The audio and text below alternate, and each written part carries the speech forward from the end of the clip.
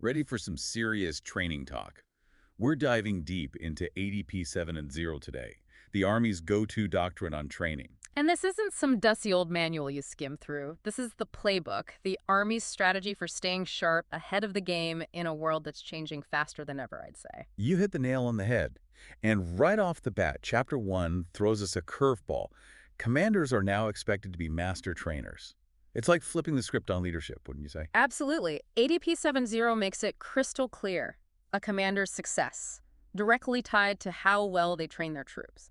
It's not just about giving orders anymore. It's about building something, a culture of learning, of always getting better. And let's face it, with the kinds of threats out there, the Army can't afford to just rest on its laurels. Chapter 1 doesn't sugarcoat it, paints a pretty intense picture of the modern battlefield. Right? Intense is putting it mildly. Technology's changing constantly, new tactics popping up. It's a whole new ball game. The old ways of training, running the same drills, obsolete. ADP 7 Arrow lays it out. Training's got to be tough, it's got to be real, it's got to be laser focused on the exact challenges the Army's facing now and in the future. So we're not talking about your grandpa's Army, just target practice on a flat range. What does this tough and realistic training actually look like, on the ground? Imagine this, you're creating a training environment, but it's as close to the chaos of actual combat as you can get. Pushing soldiers to their limits, physically, mentally, putting them in situations where they got to make decisions under pressure. We're talking simulated threats, unpredictable terrain, even stuff like cyber attacks, information warfare, all part of the game now. Wow, that's something else. It's like they're trying to anticipate every single curveball the battlefield can throw at them. You got it. Because the whole point is to equip soldiers, not just with the skills, but the mindset to adapt, to overcome, no matter the situation. ADP 7 has a name for this. Train as you fight. It's a thread, that runs through the whole doctrine. Makes sense. Last thing you want is to be figuring things out when the bullets start flying. Right. But with all these threats out there, how do commanders even prioritize? Resources aren't unlimited. That's where this idea of tailored training comes in. Commanders, they got to think strategically. What's the mission? What does their METL, their list of mission essential tasks, actually require?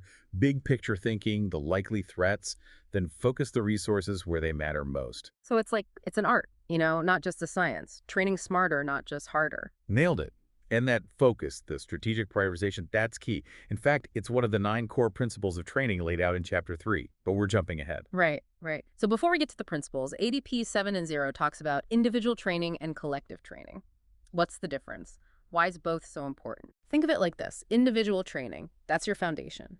Every soldier mastering those core proficiencies. Marksmanship, first aid, being physically fit. You got to have those building blocks. The essentials. But then you got to take all those individual skills and turn them into, unit effectiveness. That's where the collective training comes in, right? Exactly. Training as a team, learning to operate as one cohesive unit. It's about building those almost instinctive reactions within a unit where everyone knows their role, they can predict what their teammate's going to do. Trust, communication, those become non-negotiable. It's that old saying, the strength of the pack is the wolf, and the strength of the wolf is the pack. Need both, right? The individual strength, and then that pack mentality to really win. Spot on. And ADP 7.0, it takes things even further, introduces this concept of multi-echelon training. Multi-echelon training. Okay, break that down for me. It's about making the most of training time. Really clever. Imagine multiple units all training at the same time, but with different tasks, all in the same exercise. You could have, say, a battalion-level command post exercise going on, while at the same time, companies are doing live fire exercises. So efficiency, wringing out every ounce of value from every training moment. I can get behind that. Now, we talked about train as you fight earlier. That probably comes into play even more with collective training, I'd imagine. For sure. And this is where technology really changes the game for the Army. Simulations, virtual environments, all kinds of incredible tools that let units experience incredibly complex scenarios, stuff that would be almost impossible to replicate in real life. Realism is the name of the game. It's amazing how much tech has revolutionized training.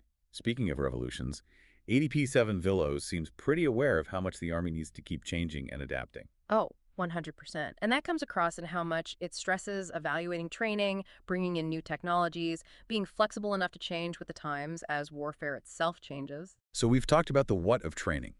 Realism, individual and collective skills, constant evolution. But what about the who? Chapter 2 jumps into the deep end with leadership, their role in building this culture of training excellence. And this is where it gets really interesting. Commanders, especially those senior leaders, they set the tone. They make sure training is valued, it's got the resources, and importantly, that it's protected. Because, let's be honest, there's always something vying for a unit's time and resources. Sounds like commanders really have to fight for training, make it a top priority, no matter what. You're preaching to the choir. And it's not just about, rubber stamping training schedules. ADP 7.0, it expects commanders to be in the thick of it every step of the way. Planning, getting resources, giving guidance, mentoring other leaders, even taking part in the training themselves. Wow, so leading by example, all that jazz. Exactly. And this leadership thing, it's not just on the commander's shoulders. ADP 7.0, it's clear. It's a shared responsibility at every level. So building that culture of mentorship and development throughout the ranks. And the doctrine highlights this with an interesting concept. Train one echelon down, evaluate two echelons down. Okay, now that sounds like we're getting into some serious Army lingo. What's that mean in practice? Think of it as a system, making sure everyone is both a student and a teacher at the same time. Commanders, they're expected to train their direct reports, but then they're also checking the training done by leaders 2 levels below them. Helps develop those junior leaders, but also gives valuable feedback, make sure things are consistent across the unit. That's pretty smart, actually. A chain of responsibility and mentorship up and down the ranks. Right. Everyone's accountable, not just for their own training, but for helping those around them develop too. And it creates a system where feedback, ideas, they can flow both ways. Remember, commanders might set the goals, but it's often the soldiers, the junior leaders, who have the best sense of what's working and what isn't. So open communication is key. That back and forth, the suggestions, that makes training fit a unit's needs. Absolutely. And that connects to another thing. ADP 7.0 hammers home about leaders, managing resources. Right, because you can have the best training plan in the world, but if you don't have the time, the money, the equipment, Yeah, it all falls apart, right? 100%. Commanders, they've got to plan the training, but also be the ones fighting to get the resources to make it happen. They need to be champions for training, always understanding that it's the most important investment they can make in their unit being ready, and ultimately their success when it really counts. Sounds like a huge weight on their shoulders, but also incredibly rewarding. Knowing you had a hand in preparing your soldiers for the unknown, for overcoming challenges, for accomplishing the mission. You said it. And this leads us to the core of ADP 7.0, the 9 principles that drive this whole approach to training.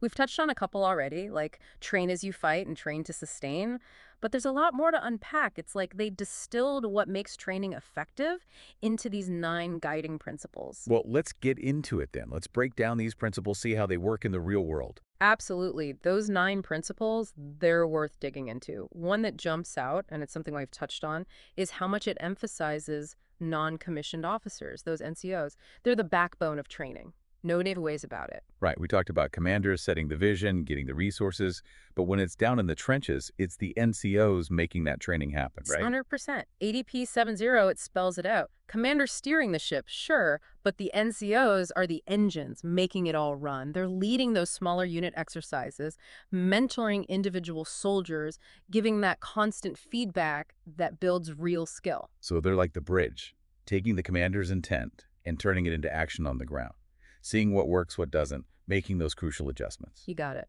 And this ties into another principle, train to sustain. This one's interesting. It's not just about, mastering a weapon system or a maneuver. It's about understanding that being combat ready, it means the whole force has got to be healthy, in good shape, inside and out. So we're talking physical fitness, of course, but morale, mental toughness, even spiritual resilience, that whole person approach. Precisely. Anti-P 7.0 is big on this.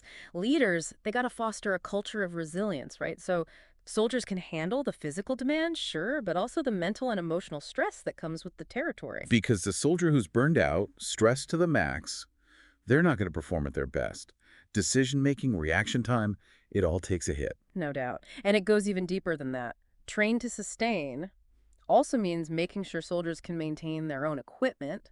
Because a tank that won't start, or a jammed rifle in the middle of a firefight, not ideal, right? Yeah. You got to trust your gear as much as you trust the soldier next to you. Exactly. And that trust, it comes from knowing you're the one taking care of it, that you've been trained to spot those issues before they become a problem.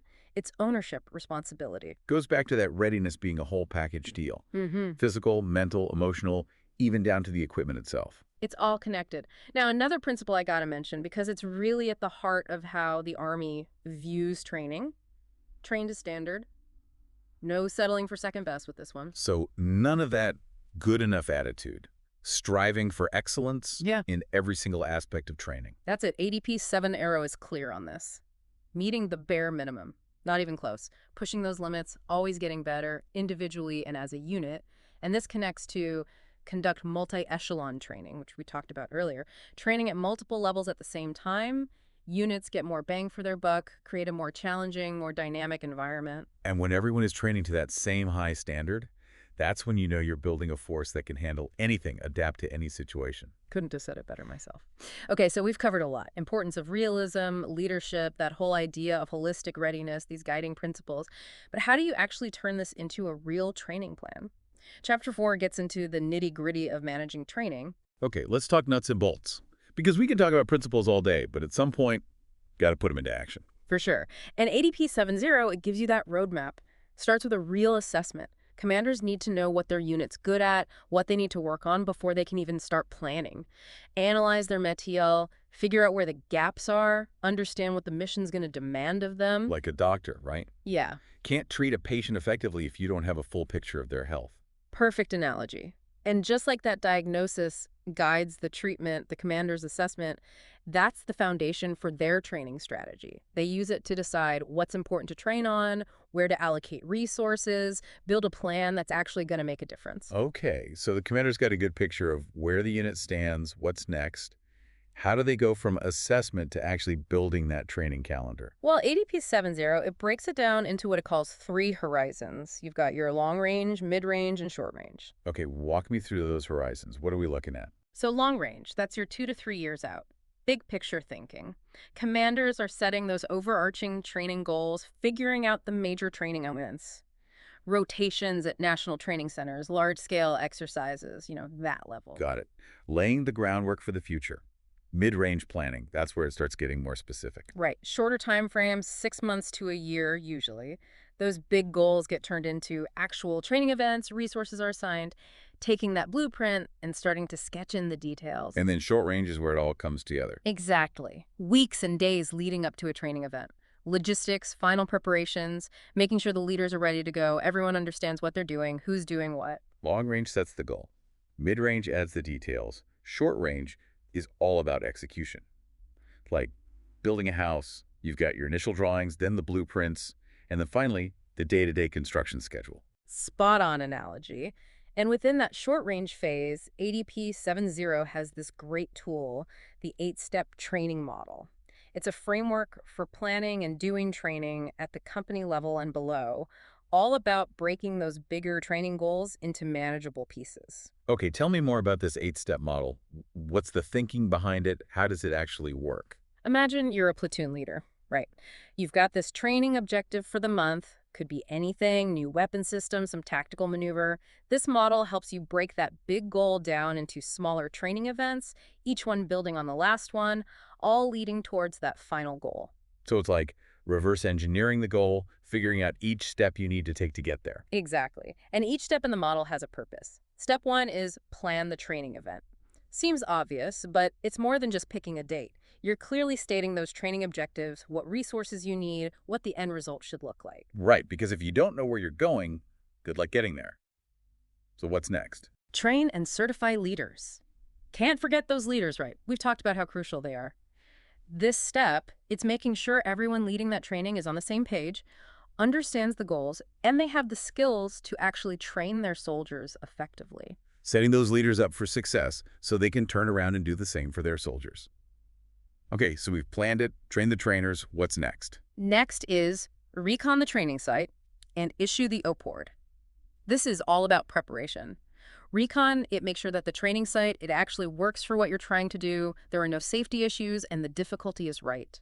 The OPORD, the operations order that lays out the tasks, the timelines, who reports to who, make sure literally everyone is on the same page. Minimizing those surprises, building confidence, making sure everyone's as ready as they can be when it's go time. Precisely. And once that prep is done, it's time to actually do the training.